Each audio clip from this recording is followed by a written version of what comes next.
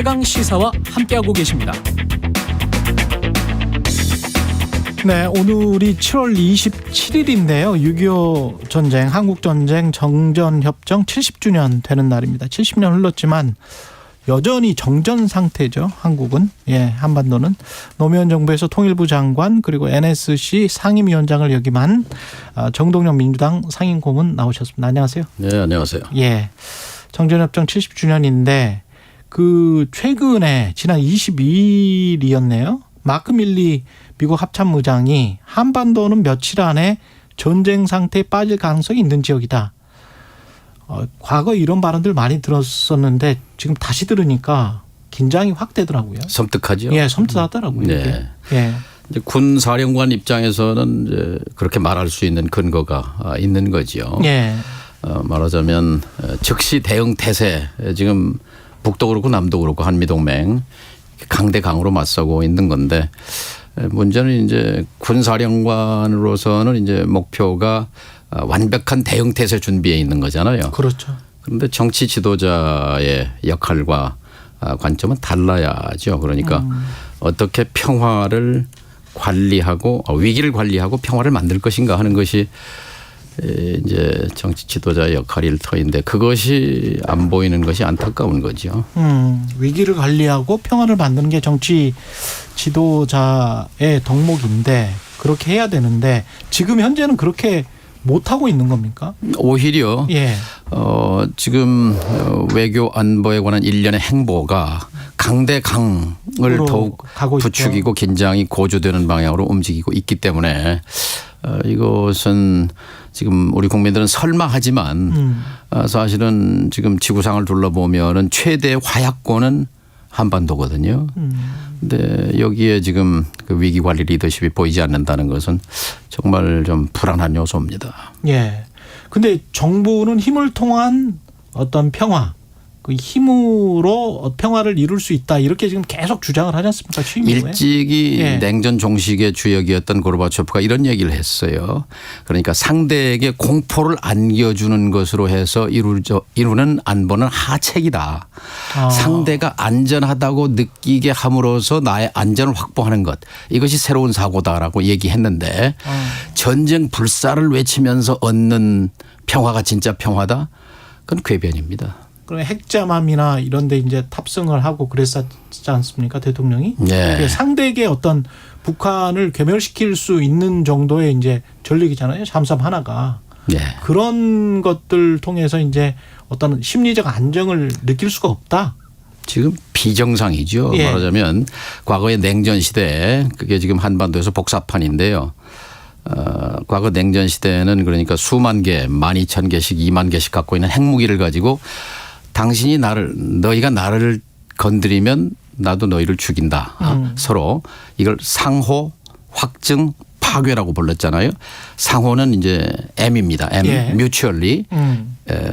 확증은 이제 A예요. A는 assured, 확증. D는 이제 파괴는 이제 destruction. 이걸 MAD거든요. 공교롭게. 미친 거네요. mad. 미친 짓이거든요. 근데 미친 세상을 세월을 넘어서서 탈냉전으로 왔단 말이죠. 30년. 이 탈냉전의 시기의 시발점이 독일 통일 아닙니까? 베를린 장벽의 폭격. 그런데 한국은 이 탈냉전 30년을 지나고도 여전히 휴전 상태잖아요. 오늘이 정전협정일인데 정전협정은 이거거든요. 평화협정으로 가기 위한 과도기 협정이거든요.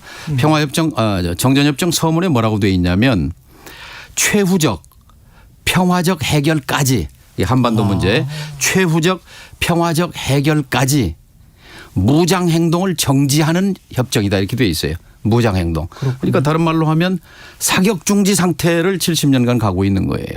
그럼 배경이 뭐냐? 두 가지라고 봅니다. 하나는 정치고 하나는 지정학입니다. 정치, 결국 문제를 해결해내는 거 정치 아닙니까? 분단된 독일의 분단을 해결하는 것이 독일 정치였습니다. 한국의 정치는 정치의 본령은 통합인데요.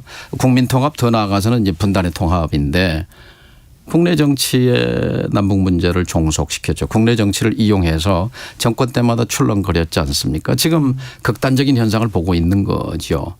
그다음 또 하나 우리를 둘러싸고 있는 지정학, 전 세계에서 1, 2, 3, 4등 군사적으로 정치적으로 외교적으로 미국, 중국, 일본, 러시아 4강이 둘러싸고 있는 이 한반도 이 속에서 최후적인 평화적 해결까지 무장행동 정지라는 이 정전 협정을 뚫기 위해서는 주체적 결단이 필요합니다. 주체적 노력이 필요합니다. 지도자의 리더십이 필요합니다. 근데 이게 실종된 상태에서 이 미일 중러 4강에 공통된 이해관계가 있습니다. 뭐냐? 남북이 분단되고 서로 척대하고 싸우는 것. 이것이 미국의 이익입니다. 중국의 이익입니다. 일본의 이익입니다. 4대 강국의 이익이죠. 여기에 놀아나고 있는 겁니다. 결국 묵묵히 평화협정으로 가는 수밖에 없다. 장기적으로라도. 다시 평화협정입니다. 예. 어떻게 해서 세계 동서고금의 전쟁사에서 1차 세계대전 베르사유 조약으로 2차 세계대전 태평양 전쟁 샌프란시스코 강화 조약으로 바로 다음 해 2, 3년 내에 임진왜란 7년 전쟁입니다. 그 다음에 사명대사가 가서 해결하고 사과받고 포로 데리고 귀국합니다. 자, 70년 동안 이 문제를 해결 못한 정치의 무능함 이 주체의 결여 이것을 다시 한번 반성해야 하는 윤 대통령이 오늘 이 시점에서 새겨야 할 것은 오늘을 평화의 출발점으로 다시 한번 새겼으면 좋겠습니다. 근데 이제 북한도 이런 신냉전적 분위기에 편승한다고 해야 되나요? 아니면 뭐 나쁠 거 없다. 우리 입장에서도 전승절 이번에 뭐 기념한다고 쇼이구 러시아 국방장관 그다음에 중국도 초청을 한 건데 이게 뭔가 우리는 그냥 북중로로 쭉 가겠다 뭐 이런 사인입니까? 나쁠 게 없다가 아니라요. 예. 지금 좋습니까? 북한은? 좋아 죽겠죠. 북한은 좋아 죽겠습니까? 예. 제가 얼마 전에 그 연변대학 초청으로 가서 조선반도 연구소 학자들하고 토론하는데 제일 귀에 들어왔던 게 그거예요. 한미일 군사 협력으로 가게 되면 제일 득을 보는 사람이 누구인 것 같느냐. 첫째 미국이다. 그다음 또 하나 북한이다. 북은 한미일 군사 동맹으로 가는 것을 부추기고 그것을 즐기고 있다라는 얘기입니다. 사실 따지고 보면 동독이 무너지고 소련이 해체되고 동유럽이 몰락하면서 이 절체절명의 위기에 몰렸던 지난 30년입니다. 그래서 핵과 미사일에 매달렸었는데 오늘 현재 어떤 국면이냐. 두 개의 무기를 카드를 손에 쥐었습니다. 하나는 핵무기 카드를 쥐었습니다.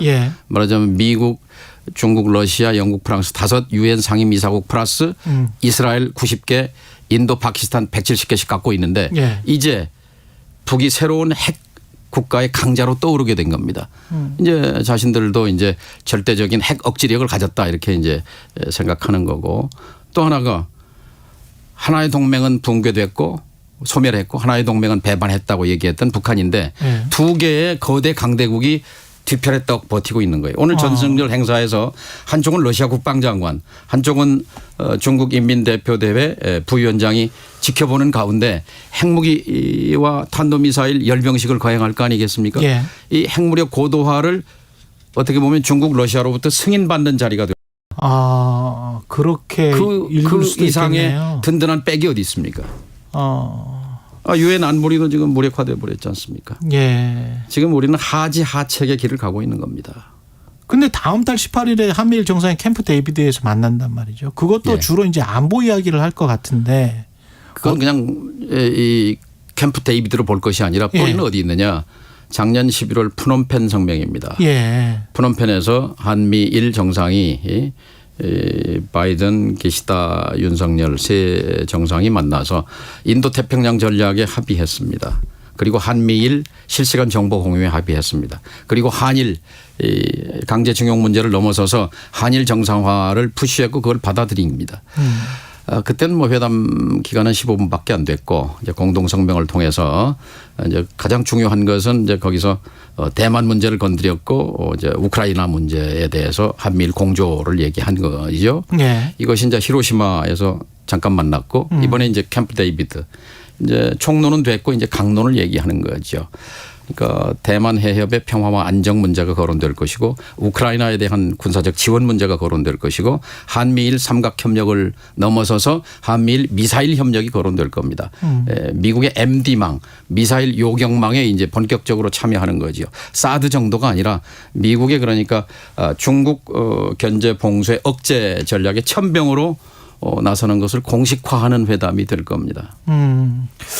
우리한테 좋을 게 없습니까? 그렇게 되면? 이렇게 가면은 우리는 뭐 이제 꿈에도 소원은 통일이라는 노래를 들은 지가 오래됐는데요. 예. 통일은 고사하고 평화 지키기, 평화 만들기가 멀어지는 그런 국면에 접어들게 됩니다. 일상적인 안보 불안 속에서 시달리게 되면 결정적으로 경제에 타격이 옵니다. 러시아하고 우리가 경제 협력할 수 있겠습니까? 더 이상? 중국의 시장을 놓치고 얼마 전에 최태원 대한상인 회장인가요? 예. 중국 시장을 잃어버리고 어떻게 한국 경제의 활로를 찾는가. 이것이 우리 경제계의 지금 비명입니다. 그 소리를 윤 대통령이 들어야 합니다. 예. 근데 김영호 통일부 장관 후보자가 김정은 정권 타도를 외쳤던 사람이란 말이죠. 예. 그럼 통일부 장관이 뭐 될 것 같아요. 물론 국회에서는 뭐 청문회 보고서는 제출 안 할 것 김영호 같긴 내정자 한데. 개인의 문제라기보다는 윤 대통령의 머릿속에 예. 남북 대화, 교류 협력 이 존재 이유, 통일부의 존재 이유를 지우고 싶어 하는 거죠. 사실 제가 31대 통일부 장관 겸 NSC 위원장입니다만 많은 통일부 장관을 하셨던 분들이 모욕감을 느끼리라고 생각합니다. 생각해 보니까 통일부 장관이 NSC 위원장을 한 것도 상징성이 있네요. 제가 처음이었습니다. 예.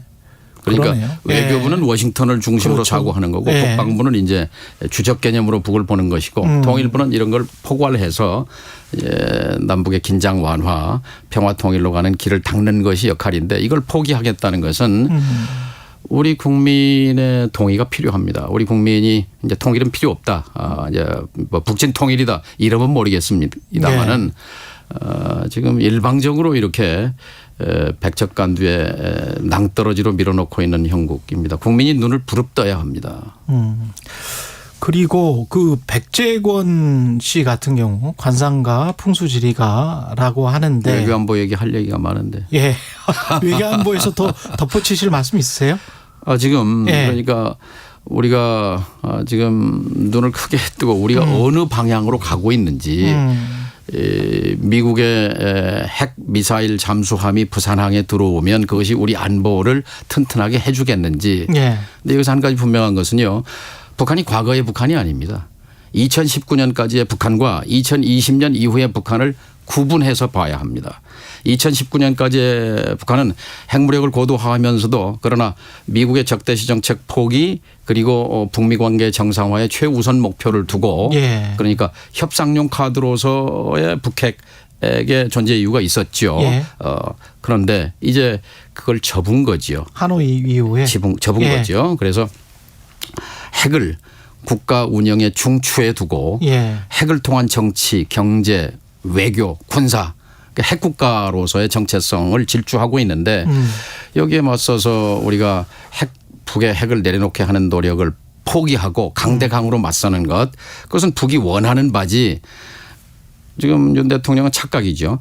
우리가 핵 잠수함도 와서 시위를 하고 이러면 북이 무서워서 단념할 것이다 이렇게 생각하는데 북은 지금 러시아에 대해서 우리는 한참 후에 있다 이렇게 지금 껴안고 있는 거고 예. 러시아도 지금 이번에 평양에 와서 지금 간절하게 북한의 탄약을 필요로 합니다. 우리가 우크라이나 탄약 보냈잖아요. 예. 이제 러시아는 북한의 탄약을 가져갑니다. 이게 뭡니까? 남한은 대리전이죠. 남북한이 우크라이나에서 남한의 포탄으로 러시아군을 공격하고 북한의 포탄으로 우크라이나군을 공격하는 이 비극적인 살상의 무대에 남북한이 선다는 것 끔찍한 일입니다. 그 대통령께 그 정전협정 기념일에 꼭 이렇게 방향을 좀 바꿔 주라라고 그 부탁하고 싶은 말씀이나 이런 게 있으십니까? 그런 게 있으실 것 같습니다. 예. 분단국의 대통령 아닙니까? 예. 우리는 나토에 초청받았던 호주, 뉴질랜드, 일본, 한국 네 나라 그걸 자랑스럽게 생각합니다만 거기까지는 좋지만 호주, 일본, 뉴질랜드 결정적으로 다른 게 있습니다. 우리는 분단국가입니다. 분단국가는 주변 강국과 잘 지내는 것이 목표여야 합니다. 러시아와 중국을 적대화하는 것이 우리가 해야 할 바가 아닙니다. 그것이 우리의 이익이 아닙니다. 일본이나 호주하고는 다릅니다. 우리는.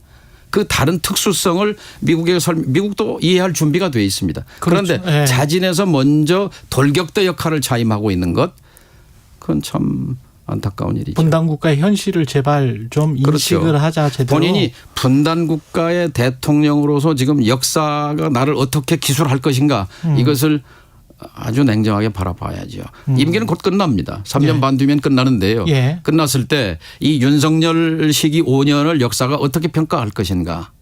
만약에 두려워해야 이 합니다. 정책 그대로 가면 1분밖에 안 남았는데요. 이 정책 그대로 가면 어떻게 남북 관계는 될 거라고 보세요? 그러니까 상시적인 불안 속에 살고 남북 대화는 끝났다고 봅니다. 이제 남은 것은 북일 대화, 그다음에 이제 북미 이제 미국도 이제 중국을 관리하듯이 북한을 관리할 필요가 있으니까. 예. 그래서 남북 대화의 단절 속에 결국 그 왕따 되는 그런 시나리오가 하나 있죠. 그러면 우리는 하다못해 중국이라도 접촉해야 되지 않나요? 그렇죠. 지금 예. 사실 미국이 중국 관리하듯이 예. 국무장관 갔죠. 그다음에 재무장관 갔죠. 상무장관도 지금 갈 예정입니다. 예. 키신저 박사도 갔죠. 저 한쪽으로는 한미동맹을 강화할 얘기하면서도 중국과 잘 지낼 수 있지 않습니까? 그렇죠. 김대중 대통령 시기에 지혜를 본받을 필요가 있습니다. 미국과 잘 지냈죠. 중국 지도자의 존경을 받았죠. 일본과도 또 뭐 새로운 한일 파트너십 협력 열었죠. 러시아와 잘 지냈죠. 외교는 그렇게 해야 합니다. 알겠습니다. 여기까지 듣겠습니다. 민주당 정동영 상임 고문이었습니다. 고맙습니다. 예, 감사합니다.